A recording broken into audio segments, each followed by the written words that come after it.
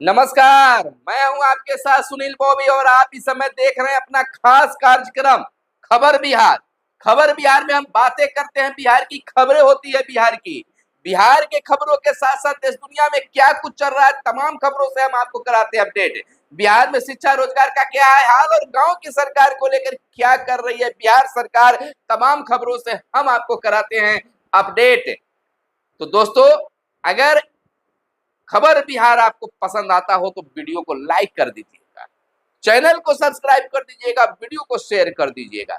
हमेशा आपके लिए आपके काम की खबरें लेकर आते रहते हैं, तो आपका भी दायित्व बनता है कि वीडियो को शेयर कीजिए और लाइक का बटन दबाइए। दोस्तों, पहली और बड़ी खबर हम आपको बता दें कि 16 मई से बिहार के सभी सरकारी स्कूलों में 6 बजे से 1:30 बजे तक विद्यालय संचालन किया जा रहा है। बच्चों के लिए 6 बजे से 12 बजे तक और कुछ विशेष खास बच्चों के लिए 10, 20, 50 बच्चों के लिए 1:30 बजे तक। गुरुजी 6 बजे आएंगे, 1:30 बजे जाएंगे, बच्चे 6 बजे आएंगे, 12 बजे जाएंगे। इस आदेश से बिहार शिक्षा विभाग के एसीएस के पाठक के खिलाफ अब शिक्षकों के साथ साथ अभिभावक भी नाराज होने लगे। मानना है कि इस लू पे तपिश भरी दिन में बच्चे का हाल बेहाल हो रहा है। प्राप्त जानकारी के अनुसार प्रथम दिन ही कई शिक्षक शिक्षिका बीमार पड़ गए। सुबह 6 बजे पहुंचने की जल्दबाजी में दुर्घटनाग्रस्त भी हो। तो वहीं 21 मई को पीएम मोदी बिहार में चुनावी सभा को संबोधित करेंगे। पीएम मोदी एक बार फिर चुनावी दौरे पर बिहार आ रहे हैं। पीएम मोदी 21 मई को बिहार में 2 जगह पूर्वी चंपारण और सिवान में रैली करेंगे। पूर्वी चंपारण में बीजेपी उम्मीदवार राधा मोहन सिंह के पक्ष में वोट मांगेंगे। वहीं बिहार के पूर्व मुख्यमंत्री, बिहार के पूर्व उप मुख्यमंत्री और आरजेडी नेता तेजस्वी यादव ने कहा है कि प्रधानमंत्री नरेंद्र मोदी ने देश को बर्बाद कर दिया है। महंगाई, बेरोजगारी और गरीबी बढ़ रही है, वे देश चलाने में असमर्थ। यह तेजस्वी यादव का बयान आया। वहीं दिल्ली के मुख्यमंत्री अरविंद केजरीवाल का भी बड़ा बयान आ गया है। वहीं अरविंद केजरीवाल जो कुछ दिन पहले शराब घोटाले में जेल में थे, कोर्ट के आदेश पर चुनाव प्रचार के लिए वह जेल से बाहर आए और फिर पुनः वह जेल में चले जाएंगे। तो अरविंद केजरीवाल ने कहा है, उनका बयान आया है कि दोबारा जेल जाना जनता की वोटिंग पर निर्भर करता है। यानी कि दिल्ली की जनता से यह अपील कर रहे हैं कि अगर आप हमें जिताते हैं तो हम जेल के बाहर रहेंगे। और वहीं सरकारी स्कूलों के समय बदले जाने के बाद शिक्षक नेताओं में भी गुस्सा है। मुजफ्फरपुर में परिवर्तनकारी प्रारंभिक शिक्षक संघ ने के पाठक के फैसले पर नाराजगी जताई। चुनाव के बाद आंदोलन करने की भी बातें सामने आ रही है। एसीएस के पाठक के आदेश से शिक्षकों में भी भारी आक्रोश है।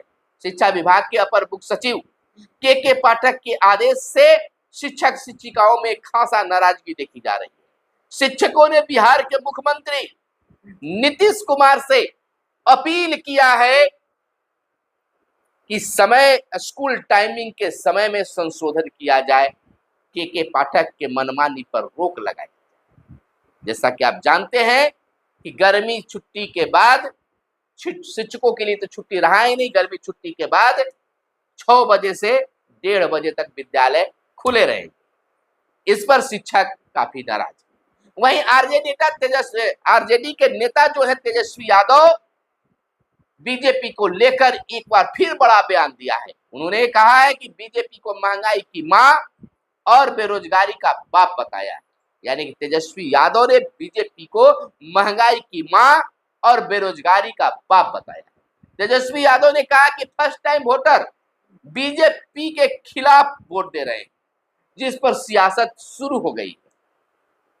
आपको बता दें कि अमित शाह ने कहा है कि मैं लालू यादव से सवाल पूछना चाहता हूं कि आप बिहार में 15 साल और केंद्र में 10 साल मुख्यमंत्री और मंत्री रहे हैं, आपने कभी कर्पूरी ठाकुर को भारत रत्न का सम्मान नहीं दिया, वो दिया तो हमारे प्रधानमंत्री मोदी जी ने।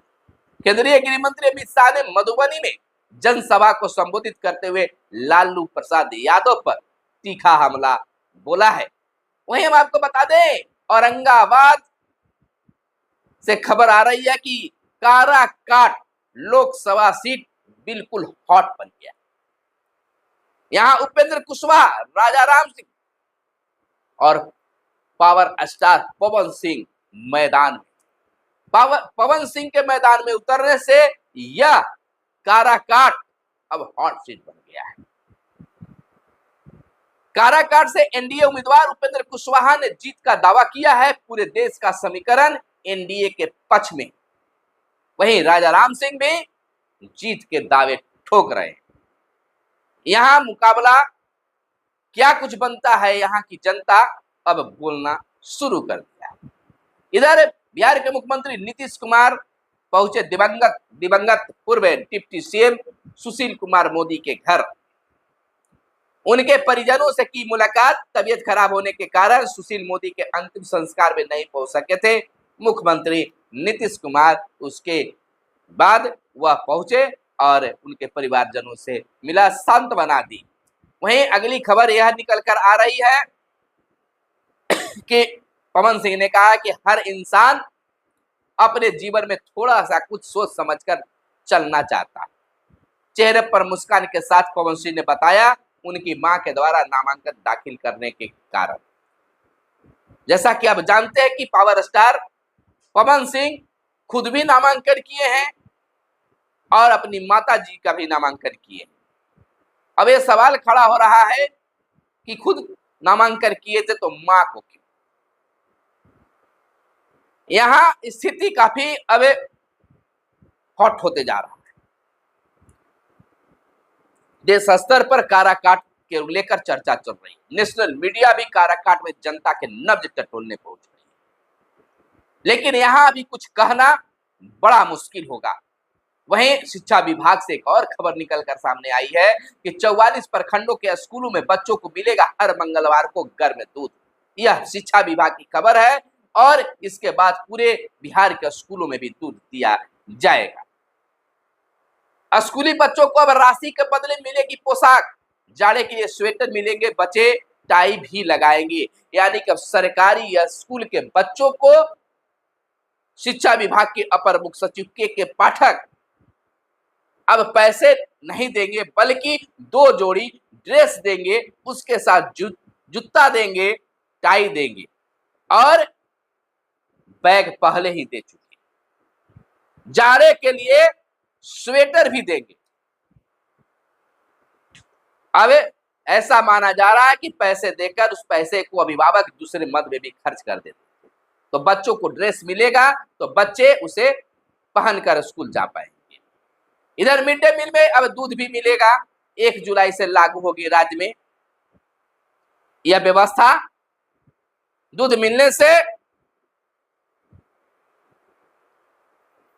जहां शुक्रवार को अंडे मिलते थे, वहीं अब 100 ग्राम और 150 ग्राम बच्चों को दूध भी मिलेगा। 1 जुलाई से यह लागू व्यवस्था होगी। वहीं जेपी नड्डा ने कहा कि पीएम का संकल्प 5 साल में आपका बिजली बिल शून्य हो जाएगा।